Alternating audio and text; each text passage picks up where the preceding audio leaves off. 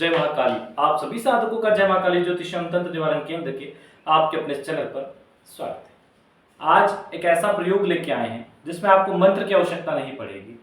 आज आपको केवल और केवल यंत्र के महात्म्य के बारे में बताएंगे और कौन सा यंत्र किस प्रकार बना के घर में रखने से आप उन्नति के द्वार चढ़ेंगे, संतान की प्राप्ति हो, दरिद्रता का नाश हो, लक्ष्मी का स्थायी वास हो, शत्रु बाधा से मुक्ति हो या धर्म अर्थ काम मोक्ष की प्राप्ति।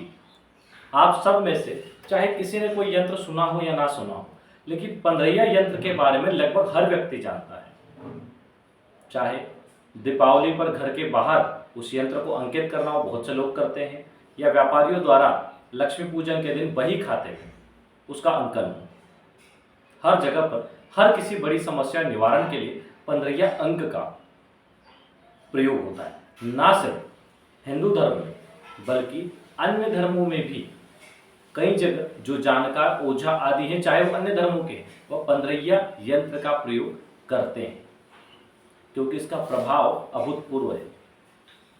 महानिर्वाण तंत्र में भी इसकी चर्चा है और पंद्रहिया यंत्र को और इसके बारे में कहा गया है कि सही तरीके, सही मुहूर्त, सही विधान के साथ इसको बना लिया जाए तो आपको अन्य किसी की आवश्यकता नहीं है। यह एक बात ऐसा प्रयोग है जिसको हर व्यक्ति कर सकता है। इसमें 1 रुपये का भी खर्च आपका नहीं है।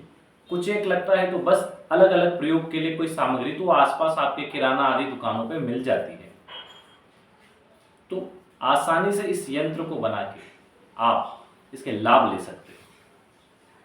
चमत्कारी आज इसके हम 13 प्रयोग बताएंगे आपको, सदगुरुदेव द्वारा प्रदत्त हैं। इन 13 प्रयोगों के माध्यम से आप चमत्कारिक रूप से पंद्रहिया यंत्र से अपने जीवन को बदलते देखेंगे। देखो एक बात को समझो, जब किसी व्यक्ति पे तंत्र प्रयोग होता है तो मंत्र आदि प्रयोग बहुत आसानी से काट दिए जाते हैं, यहाँ तक कि खिलाया पिलाया भी काट दिया जाता है। लेकिन यंत्र के माध्यम से जब किसी पे प्रयोग होता है तो वो जल्दी नहीं जाता, उसको यंत्र के माध्यम से ही काटा जाता है। इसलिए यंत्र पहनाने का विधान है।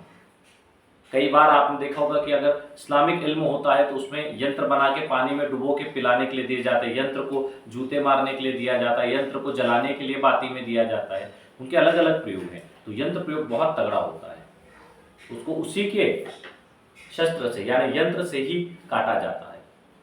इसीलिए यंत्र का इतना महात्मा है। चाहे घोर से घोर दरिद्रता हो, यदि यंत्र का सही निर्माण किया है और आपने सही विधि विधान से उसका पूजन कर प्रयोग किया है तो जरूर वो अपना असर दिखाएगा। देखो कई बार हम बोलते हैं कि छोटे मोटे टोटकों से जीवन में अच्छा समय नहीं आता, लेकिन एक चीज है कि छोटे छोटे टोटके करते रहने से सही लाइन लेंथ जरूर मिल जाती है। कुछ समय पहले एक दंपति हमारे पास आया था, तो काफ़ी उदास थे, काफ़ी परेशान थे, बच्चे बड़े बड़े हैं और स्थिति थोड़ी सी डामाडोल। उन्होंने भी हमसे यही बात कही थी।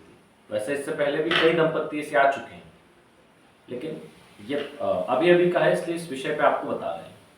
उन्होंने बहुत स्ट्रगल किया जीवन में, खुद का घर होते हुए भी नहीं रह पाए, दूसरों का किराए के घरों में रहना, बच्चों को पढ़ाना और बहुत सारी चीज़ें, नौकरी का चले जाना, बहुत समस्याएं हुई। खैर जो भी था, उनकी कुंडली दोष आदि वो तो खैर हमने उन्हें बता ही दिए कि उनकी वजह से ये चीज़ें हो रही है। लेकिन उन्होंने कहा कि हम बहुत सारी पूजा पाठ करते हैं, हम शिव पुराण के बहुत सारे उपाय करते हैं, इसके अलावा भी जो जो चीज़ें हम सब करते हैं। उन्होंने काफ़ी सारी चीज़ें बताई, व्रत अनुष्ठान बहुत सारे उन्होंने किए और करवाए, पर उन्होंने कहा कि हमें इसका लाभ क्यों नहीं मिला।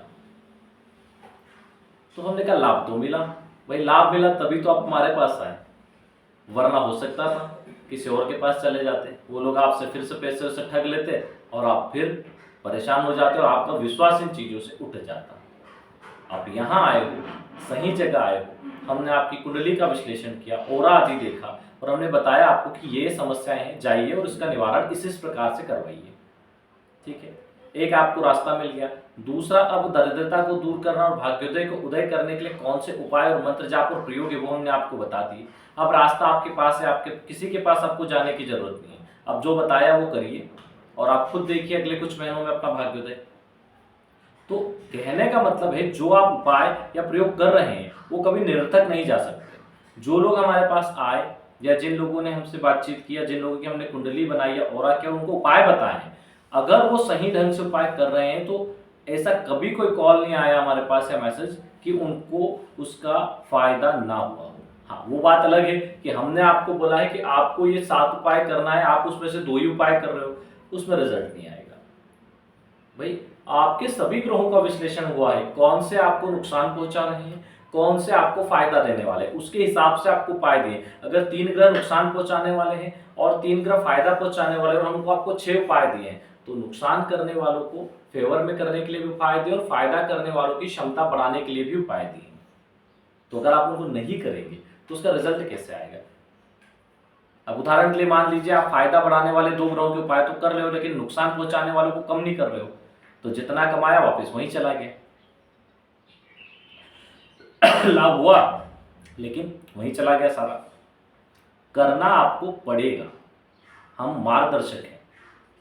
बहुत से लोग इस उम्मीद में आते हैं कि गुरुजी पास जाए, गुरुजी हाथ लगाए और बोल दे जाओ कृपा हो जाएगी तुम्हारा भाग्य। ऐसा होना ही नहीं, सोच के कोई आना भी मत यहाँ पे।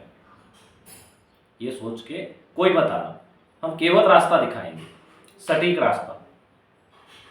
जो जीवन में 10 साल तुमने स्ट्रगल किया है, हम उस स्ट्रगल को 6 महीने से भी कम कर देंगे, ये हमारी गारंटी है। इसलिए नहीं कि हमें किसी बात का गर्व है, इसलिए कि वो प्रयोग हमने स्वयं किए हैं और उसके जरिए सैकड़ों लोगों के भाग्य को बदला है। हमने नहीं, उन प्रयोगों ने, उन शक्तियों ने, उन मंत्रों ने, उन यंत्रों ने, उन क्रियाओं ने कई परिवार बचाए। उन्होंने, हमने, सदगुरुदेव ने जिन्होंने ये प्रयोग दिए। तो हम आपको एक सही रास्ता हमारे ज्ञान, हमारी शक्ति, हमारी सिद्धि के माध्यम से बताते हैं, आप आगे बढ़े। लेकिन कोई अगर ये सोचता है कि हम हाथ पे रख के और जाओ कल्याण हो जाए, नहीं होगा। ऐसे लोग आए भी ना जो ये सोच के आते हैं, वही लोग आए जो हमारे बताए रास्ते पे चलेंगे, मन को समझाने के लिए ना आए। कई बार कुछ लोग आए और इसी उम्मीद में आए और हमने उन्हें पहले भी समझाया, फिर भी आके यहाँ पैर पकड़ते हैं, मना कर देते हैं कि ये मत करो, हम नहीं करेंगे, तुम्हारे कर्म में तुम्हें ही काटना पड़ेगा। हाँ, रास्ता हम बताएंगे। और फिर जाके उन्होंने क्रियाएं की, रास्ते खुल गए। कुछ लोग ऐसे भी हैं कि जो यहाँ आने के बाद भी, वहां वापस जाने के बाद उन्होंने कोई क्रिया, कोई प्रयोग नहीं किया और आज भी 0 के 0 हैं। आज भी उनके वही फोन आते, गुरुजी क्या करें? हम बोला कुछ किया प्रयोग, बोले नहीं कुछ नहीं हो पा रहा है, काम में ही परेशान है। तो फिर रहो परेशान, क्या करें हम? फिर फोन लगाने का औचित्य क्या है? दूसरी चीज, मुख्य विषय पे हम बता दें। खैर ये तो समझाने वाली बात हुई कि जिनको समझ में आ जाए उन्हें आ जाए, नहीं आए उनका कोई बात नहीं। जो लोग फोन लगाते हैं वो सिर्फ काम की बात करें फोन पे, और जितना जल्दी हो कम शब्दों में बात करें। समय नहीं रहता है, फिर हम फोन काट, लोग बहुत लंबी बात करने की सोचते हैं, आधा घंटा लेने की सोचते हैं, 20 मिनट 10 मिनट नहीं दे पाते। अपनी बात कम से कम 2 मिनट में खत्म करें। अगर आप फोन लगा रहे हैं, कितना भी बड़ा विषय वस्तु, आप 2 मिनट में अपने शब्दों को खत्म करें, ज्यादा न करें, समय नहीं रहता है। अपनी जो भी चीजों को, बहुत बड़े बड़े मैसेज लिख के भी व्हाट्सएप ना भेजें, हम पढ़ते ही नहीं। अगर आपका 3 लाइन से ज्यादा बड़ा मैसेज है तो हम नहीं पढ़ते, नहीं, समय ही नहीं, कहाँ से पढ़ेंगे। कोई छोटा मैसेज रहता है और दिख जाता है फोन में, हाथ में, तो देख लेते हैं। उसका रिप्ले भी कई बार यूट्यूब पे सैकड़ों मैसेज पढ़े, हम उनका रिप्ले नहीं कर पाते। तो हम जब लाइव आते हैं तो लाइव में जो आपने सवाल पूछे उनके सबके जवाब आपको दे देते हैं, जहां तक हो सकता है, क्योंकि हजारों कमेंट है, किसका जवाब दे पाएंगे। लेकिन जो हमें सामने आता जाता है उसके जवाब दे देते। तो कोई सवाल पूछना तो कमेंट कर सकते हैं, जब भी लाइव आएंगे आप उसमें जवाब दे देंगे। आप पिछले लाइव वीडियो देख लें, हमने कई सारे लाइव वीडियो में कमेंट के जवाब दे दिए, जो सवाल पूछे वो दे दिए। क्या होता है, नहीं दे सकते हर व्यक्ति का जवाब, इतना समय नहीं होता है, लेकिन जब लाइव आते हैं तब जितना हो सकता है दे देते हैं। दूसरी चीज कि सुबह से फिर फोन आते हैं, फिर रात को लोग फोन लगा रहे हैं, पता नहीं इतने वीडियो में बोलने के बाद भी क्यों इन्हें समझ में नहीं आ रही कि हम दिन में 11 बजे से 4 बजे तक ही आपके फोन अटेंड करते हैं। कोई विशेष चीज हो तो आप मैसेज करते हैं, इसके बाद, इस समय के बाद अगर कुछ पूछना हो तो आप मैसेज कर दें, इसमें तो आप कॉल कर सकते हैं। अगर हमने 1-2 बार फोन नहीं उठाया है तो बार-बार फोन करने के बजाय मैसेज डाल दो, हो सकता है हम व्यस्त हों, तो आप फोन मैसेज कर दो, हम देख के उस पर रिप्लाई कर देंगे, ठीक है। हाँ, जिन लोगों को अपनी कुंडली विश्लेषण करवाना है, अपना नाम, जन्म तारीख, जन्म का समय और जन्म स्थान नीचे दिए गए नंबर पर व्हाट्सएप कर दें। उसका शुल्क 501 रुपये दें। उसी नंबर पर फोन पे, पेटीएम, गूगल पे कर सकते हैं, या फिर चैनल के डिस्क्रिप्शन में अकाउंट नंबर भी दिया हुआ है, वहां से भी दे सकते हैं। 501 रुपये डाल के उसका स्क्रीनशॉट अपनी डिटेल के साथ भेजिए, जब आप अपना नाम, जन्म तारीख, जन्म का समय और जन्म स्थान भेजते हैं तो उसमें दिन में हुआ है या रात में जन्म, AM PM वो लिखें। साथ में कहाँ पे हुआ है, जिस गांव में हुआ है उस जिले का और राज्य का भी नाम लिखना है। अब बहुत से लोग फतेहाबाद लिख देते हैं। अब फतेहाबाद तो हरियाणा में भी है, यूपी में भी है, कहाँ कहाँ देखेंगे, राजस्थान में भी है। तो आप पहले देख लीजिए, जिले के साथ साथ राज्य का भी नाम लिखिए। तो और जब भी आप डिटेल भेजें, कई लोग जहाँ जन्म हुआ है वहाँ रह कहीं और रहे तो जहाँ रह रहे वहाँ का भेज देते, नहीं ऐसा नहीं। जहाँ आपका जन्म हुआ है उस जगह का डिटेल भेजना है। भाई जन्म तारीख समय तो ठीक है, लेकिन जहाँ जन्म हुआ है उस स्थान का नाम, जिले और राज्य का नाम आपको भेजना होता है, तभी आप किसी। बहुत से लोगों में अभी 1-2 गड़बड़े आ रही है। क्या होता है, वो लोग डिटेल भेज देते, चेक नहीं करते और AM PM में गड़बड़ कर देते, दिन का रात लिख देते, रात का दिन लिख देते। जब कुंडली बन जाती फिर बोलते गुरुजी हमसे गलती हो गई। तो आपकी गलती के लिए हम 2 घंटे खराब नहीं कर सकते, फिर आपको डबल चार्ज लगता है उस चीज़ का। तो इस चीज़ का ध्यान रखें। शुरू में तो हमने काफ़ी लोगों का फिर भी कर दिया था, लेकिन ये चीज़ें बढ़ती जा रही है, इसलिए फिर हमने मना कर दिया। अगर आप गलत डिटेल देंगे तो आपको डबल से कुंडली बनवाने का चार्ज देना पड़ेगा, ये ध्यान रखें। दूसरा, अगर आपके पास डिटेल नहीं है, जन्म तारीख, समय स्थान नहीं है, तो आप ऑरा स्कैनिंग करवा लें। ऑरा स्कैनिंग के लिए भी इतने सारे वीडियो में बताया, फिर भी लोग पूछते साहब ऑरा स्कैनिंग कैसे करवाएं, उसके लिए क्या करें। ऑरा स्कैनिंग के लिए आप अपनी सर से पैर तक के फोटो खींचिए। दीवार के पास खड़े होकर, पीछे फोटो वगैरह ना हो, ऐसी दीवार के पास खड़े होकर फोटो खींच लीजिए। उसमें आपको जूते चप्पल नहीं पहनना, अंगूठी ताबीज पहनना है तो निकाल दें, ठीक है। कपड़े पहनना है, सर से पैर तक की फोटो खींच के भेजना और सीधे हाथ की हथेली की अच्छे से फोटो खींचे जिसमें रेखाएं दिख जाए, वो भेज दें। स्त्री है तो उल्टे हाथ की, पुरुष है तो सीधे हाथ की, स्त्री है तो उल्टे हाथ की, ये दोनों फोटो भेज दें। इससे क्या होगा, इससे आपका हस्तरेखा विश्लेषण और ऑरा स्कैनिंग दोनों होगा, दोनों को मैच करके देख लिया जाएगा। जो भी उसमें आपसे काम की चीजें होगी, बेहतर से बेहतर चीजें आपको पता चल जाएगी। जन्म के बाद कोई पितृ दोष लगा है वो भी पता चल जाएगा, कोई तंत्र बाधा हो, ग्रह दोष हो, सारी चीजें पता चल जाएगी। जिन लोगों ने कुंडली बनाई है उन्हें भी ऑरा स्कैनिंग करवा लेना चाहिए, ताकि आपको जन्म के बाद कोई दोष या तंत्र बाधा हो उसका पता चल जाए, ठीक है। इन चीजों का ध्यान रखें। दूसरी चीज, हम जब कुंडली में कोई रत्न लिखते हैं आपको, तो कोई भी रत्न, ये मान लीजिए आपके वजन का 10वां भाग होना चाहिए। तो नॉर्मल ये बोल सकते हैं कि आप 5 कैरेट का पहन लीजिए, लगभग 8.25 रत्ती हो जाता है, ठीक है। तो कुंडली में जब हम लिखते हैं तो हम लिख देते हैं कौन सा रत्न पहनना है, कौन सी धातु, कौन सी उंगली में पहनना है। वहां पर हम वेट नहीं लिखते, तो हम यहाँ बता देते हैं कि 5 कैरेट यानी 8.25 रत्ती। तो लगभग व्यक्ति 80 किलो के तो लगभग होता है, इससे कम होता है, ज़्यादा तो बहुत कम लोग हो पाते हैं। जो ज़्यादा होते हैं वो थोड़ा ज़्यादा बढ़ा के पहन ले, ठीक है। रत्न, कैसा भी आप रत्न लो, आजकल कई जगह हमें फोन आए, साहब हमने रत्न लिया, अंगूठी बनवाई, हमें 30,000 में पड़ी, 40,000, 50,000 पड़ी। अरे इतना महंगा नहीं होता है, ठीक है। अगर आप पुखराज माणिक के जैसे भी रत्न लेते हो तो 800 से 1000 रुपये कैरेट में मिल जाता है। आप लोगों को लोग लूट लेते हैं, इसलिए हम यहाँ पे बता रहे हैं 800 से 1000 रुपये कैरेट में A क्लास क्वालिटी का सर्टिफाइड रत्न मिल जाता है। बाकी जो दूसरे रत्न इससे कम में आ जाते हैं। तो इन चीज़ों का ध्यान रखें, कोई आपको लूटे ना, इसलिए 10 जगह पहले आप रेट ट्राई करें, उसके बाद चीज़ों ले, बनवाए और उसकी प्राण प्रतिष्ठा करें। प्राण प्रतिष्ठा की विधि भी हमने चैनल पे दी हुई है, ठीक है। चलिए, बहुत हो गया, छोटा वीडियो जब भी बनाने की कोशिश करते हैं न जाने क्यों वीडियो बड़ा हो जाता है। चलिए आज आते हैं 15वां यंत्र पर। अगर आपको धर्म, अर्थ, काम और मोक्ष की प्राप्ति करनी है तो स्क्रीन पे दिया गया यंत्र आपको बनाना है। कैसे बनाना है उसको समझिए, यंत्र को देखिए। इस यंत्र को आपको बनाना है, आप सफेद कागज पर इसको बनाएं, केसर और कुमकुम मिला लें, ठीक है। इसके अलावा कुछ मिलाने की जरूरत नहीं, और इसको बना लें और इसको बड़ा फ्रेम करके दुकान पे रख सकते हैं, घर में रख सकते हैं। अब इसका पहला जो प्रयोग है उसको समझिए। इस यंत्र को कृष्ण पक्ष में, यानी जो अंधेरी रात होती है, पूर्णिमा के बाद जो पहली तिथि आती है, प्रतिपदा, द्वितीया, तृतीया और चतुर्थी, पंचमी, ठीक है। इस टाइप से चतुर्दशी यानी 14 को बनाना है इसको, ठीक है।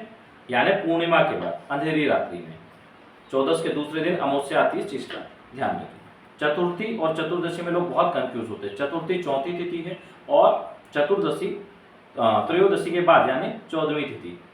तो चतुर्दशी को ये यंत्र रात्रि में, कृष्ण पक्ष की रात्रि में आपको बनाना है उत्तर मुखी होकर। इसमें बरगद की कलम बना ले। कलम में बहुत लोग कंफ्यूज होते हैं, कंफ्यूज होने की जरूरत नहीं है। बरगद का एक लंबा सा पतला सा टुकड़ा बना ले, कलम की तरह थोड़ा तीखा कर ले, ठीक है।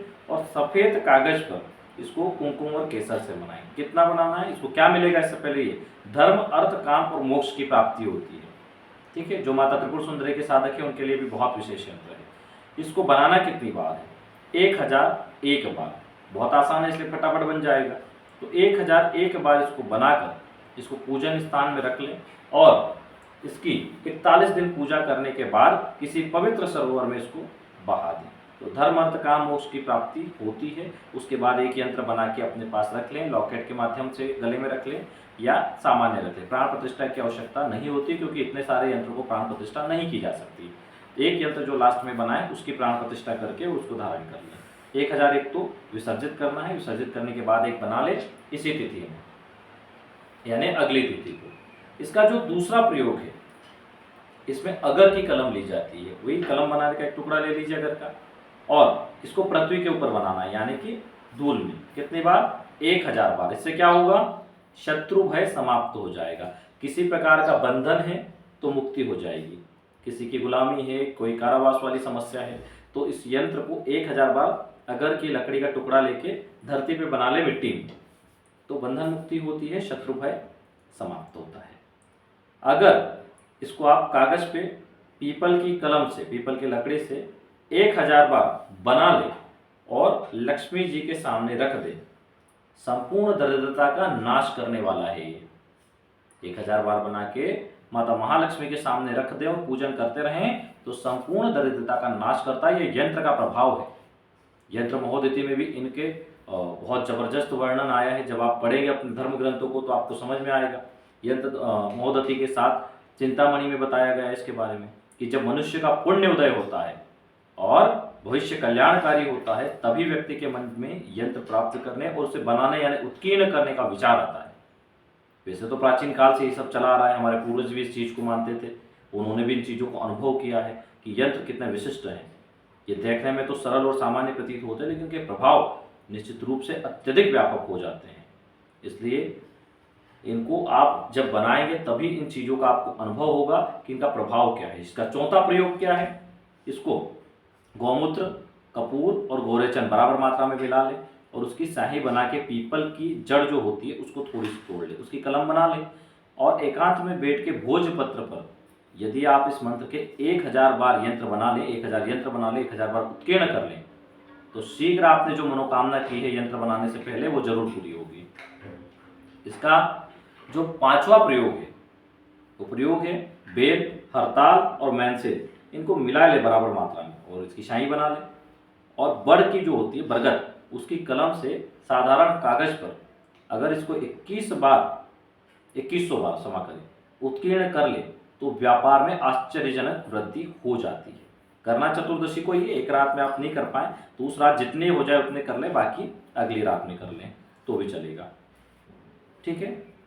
छठा जो है उसमें क्या होता है, एक सपाट पत्थर लेकर हल्दी की शाही बना ले, हल्दी घोल ले और किसी भी पत्थर पर किसी भी कलम से कोई सा भी लकड़ी का टुकड़ा ले ले, 108 बार इस यंत्र को उत्कीर्ण कर दें और शत्रु के दरवाजे के सामने उसको गाड़ दें, तो शत्रु के घर में हर समय लड़ाई झगड़ा बना रहता है। हालांकि 108 बार इतना बड़ा पत्थर शत्रु के घर के सामने गाड़ पाना संभव नहीं होता, और वैसे भी इस क्रिया को करने से अगर आपने नाजायज किसी को परेशान करने के लिए किया है तो 100% ये क्रिया आपका भी नाश करेगी, आपके घर में भी ये समस्या आएगी। हाँ, अब शत्रु आपको परेशान कर रहा है फिर उसके लिए आप कर रहे हैं तो ठीक है। तो सातवां जो इसका प्रयोग है वो है कपूर और हल्दी को बराबर मात्रा में मिला लें और उसे भोजपत्र पर अंकित कर चांदी के तावीज में डाल दें। मतलब कपूर हल्दी मिला के और फिर भोजपत्र पे बना ले यंत्र और चांदी के तावीज में डाल के गले में धारण कर ले, तो बालकों संबंधित रोग समाप्त हो। जो बालकों को जो रोग होते हैं या आपका बच्चा बार बार बीमार हो रहा है, सर्दी खांसी बुखार वगैरह, तो उसको धारण करवा दें तो स्वस्थ होगा, निरोगी रहेगा। इसका जो 8वां प्रयोग है वो है भोजपत्र पर। इसको भोजपत्र से केसर, सिंगल केसर और कुछ नहीं मिलाना, केसर से ये यंत्र बना लो और चांदी के तावीज में डालकर अपनी जो दाहिनी भुजा है उस भुजा पर बांधो। आपको शिक्षा में जरूर सफलता मिलेगी। कई बार होता है यूपीएससी पीएससी वगैरह में 1-1 नंबर से बच्चे रह जाते हैं, कहीं ना कहीं उनका ध्यान भटक जाता है, तो दाहिनी भुजा पर अगर आप इसको बांध लेंगे बना के तो ध्यान एकाग्र होगा और सफलता की संभावना कई गुना बढ़ जाएगी।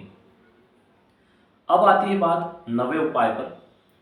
जिनको संतान नहीं हो उन्हें यह करना चाहिए। बड़ के पत्तों पर इस यंत्र को 1000 बार कुमकुम से और फिर 1000 बार बड़ के पत्ते जो हैं उनको संदूक में रखें। जैसे 1000 बार तो आप इस यंत्र को कुमकुम से बड़ के पत्तों यानी 1000 पत्तों पर उत्कीर्ण कर ले, या फिर एक पत्ता अगर बड़ा हो रहा है तो जिससे उसमें 4-5 बार भी बन जाता है तो आप बना सकते हैं। और 1000 बड़ के पत्ते आप संदूक में रख दें। अगर आप एक पे 2-4 भी बना रहे हैं तो कोई दिक्कत नहीं, लेकिन जो बड़ के पत्ते वो 1000 रखना है। और नित्य बराबर से सामने दीपक जलाकर संतान प्राप्ति की इच्छा प्रकट करें तो शीघ्र ही संतान की प्राप्ति होती है। लोग क्या है आजकल करना नहीं चाहते, मेहनत नहीं करना है, बस कहीं जाओ, गोद में झोली आगे करो, वो कुछ न कुछ डाल दे, गोद भराई हो गई, जाओ तुम्हें बच्चा हो जाएगा। वो बस इसी चक्कर में इधर उधर दौड़ते रहते हैं, बाबाओं के पास, ओझाओं के पास, खुद कुछ करना नहीं चाहते। चलिए, शारीरिक रूप से जो व्यक्ति कमजोर होते हैं उनके लिए 10वां उपाय है, जो नामर्द हो उनके लिए भी है, और जो शारीरिक रूप से कमजोर हो उनके लिए भी। किसी भी प्रकार की बीमारी हो तो भी किया जा सकता है। कुमकुम और हल्दी को मिलाकर उसका लेप कर के जो कांसे की थाली होती है उसमें 1008 बार इस यंत्र को लिखें तो उसी दिन से उसकी बीमारी समाप्त होने लग जाती है और शरीर में साहस और ताकत अनुभव होता है। अब आप बोलेंगे कि छोटी सी थाली में 1008 बार कैसे लिखें, तो जितने यंत्र बन जाते हैं 2, 4, 5 उस थाली में उनको बनाएं, फिर उनको मिटाएं, फिर बनाएं, फिर मिटाएं, इस प्रकार, और उसकी गिनती करते जाएं। 11वां जो उपाय है वो पेट संबंधित समस्याओं से पीड़ित जो लोग हैं उनके लिए है। उन्हें क्या करना चाहिए, शनिवार को केले के पत्ते पर केसर से 108 बार इस यंत्र को उत्कीर्ण करें। ऐसा करने पर पेट संबंधित समस्याएं समाप्त होती है। जहां जहां हमने उत्कीर्ण करने के लिए बताया पत्तों पर, तो बाद में उन पत्तों का क्या करना है, उनको विसर्जित कर देना है। क्रिया समाप्त होने के बाद विसर्जित करना है। जो संदूक में रखने के बोला है उनको तो रखना है जब तक वो पूरे सूख ना जाए, जब भले 1 महीना 2 महीना जितना भी समय लगे उसमें। अब 12वां जो उपाय है उसमें क्या करना है, सोने की कलम लें, सोने का एक तार ले लें और केसर से कागज पर यह यंत्र अंकित करके फ्रेम में मढ़वा कर पूजा स्थान में रख दिया जाए तो उसके जीवन में कभी किसी प्रकार का अभाव नहीं रहता है। इसी प्रकार 13वां और आखिरी उपाय है, केसर, चंदन, अगर, कपूर और कस्तूरी को मिलाकर सोने की कलम से कागज पर यंत्र उत्कीर्ण कर घर में गहनों के संदूक या तिजोरी में या दुकान पर यह यंत्र रख दिया जाए तो आगे पूरे जीवन भर निरंतर उन्नति करता है और सभी दृष्टियों से संपन्नता और पूर्णता को देता है। अलग अलग प्रयोग हैं, अलग अलग यंत्र के एक नहीं बहुत सारे प्रयोग हैं। आप करेंगे तो उसके लाभ उठाएंगे। यंत्र निर्माण प्राण प्रतिष्ठा की प्रक्रिया शुद्ध रूप से ही संपन्न की जानी चाहिए। तो आप इसमें एक चीज इसके प्रभाव को बढ़ाने के लिए कर सकते हैं कि आपने जो यंत्र बनाए उनको एक के ऊपर एक रख दें और जो प्राण प्रतिष्ठा की हमने विधि दी वो एक ही बार वो विधि कर दें, तो एक साथ वो सभी प्राण प्रतिष्ठित माने जाएंगे, क्योंकि एक जैसे यंत्र है, एक के ऊपर एक रखा है तो प्राण प्रतिष्ठित माने जाएंगे और पूर्ण रूप से वो आपके लिए कार्य करेंगे। ये यंत्र की महिमा है। एक ही यंत्र से कितने सारे काम किए जाते हैं, सिर्फ शाही तरीका बदलना है, शाही बदलना है बस, और अपनी इच्छित मनोकामना उससे पूर्ति होती है। देखो, वैसे ही हमने कुछ मंत्र प्रयोग दिए हैं चैनल पे, हमने उनके एक एक ही प्रयोग बताए हैं। हम नाम नहीं लेंगे, क्यों लेंगे तो लोग बहुत सारी उसमें कुछ गलत चीजें कर सकते हैं, लेकिन कुछ प्रयोग दिए जो जिज्ञासु होंगे वो ढूंढ लेंगे, वो उन प्रयोगों को करके देख लेंगे। कुछ प्रयोग हमने कुछ मंत्र ऐसे दिए हैं जिनसे मारण, मोहन, वशीकरण, स्तंभन और चाटन सभी होता है, जबरदस्त तरीके से होता है, और ज्यादा नहीं, मात्र 3-3 दिन में हो जाता है। पर हम बताएंगे नहीं मंत्र कौन से, आप स्वयं ढूंढिए कौन सी साधना है, कौन से मंत्र है और कैसे उनका प्रयोग करें, क्योंकि जो पुराने समय से हमारे चैनल से जुड़े हैं वो इतना तो सीख ही गए होंगे। जिन प्रयोगों का हम बार बार नाम लेते हैं उनमें से कुछ प्रयोग हैं जिनको जबरदस्त तरीके से प्रयोग किया जा सकता है, और यकीन है जिज्ञासु साधक अवश्य करेंगे और इसका लाभ उठाएंगे। सद्गुरुदेव की कृपा से हम जितना आप लोगों का मार्गदर्शन कर सकेंगे जरूर करेंगे, और जब तक आप लोगों तक चीज़ें पहुंचा सकते हैं जरूर पहुंचाएंगे। हमारे गुरुदेव ने जो सबसे बड़ा खजाना साधना रूपी हमें दिया है, जो ज्ञान दिया है, उसके माध्यम से जब तक हम सटीक चीज़ें आप तक पहुंचा सकते हैं जरूर पहुंचाएंगे, जिससे आप लोगों के जीवन में बदलाव। लेकिन मार्गदर्शन करना हमारा काम है, क्योंकि हम तो माध्यम है, देने वाले वो हैं, लेने वाले आप हैं, हम माध्यम मात्र हैं। करना आपको ही है, करिए और उसके अभूतपूर्व लाभ उठाइए। जय गुरुदेव, जय महाकाली।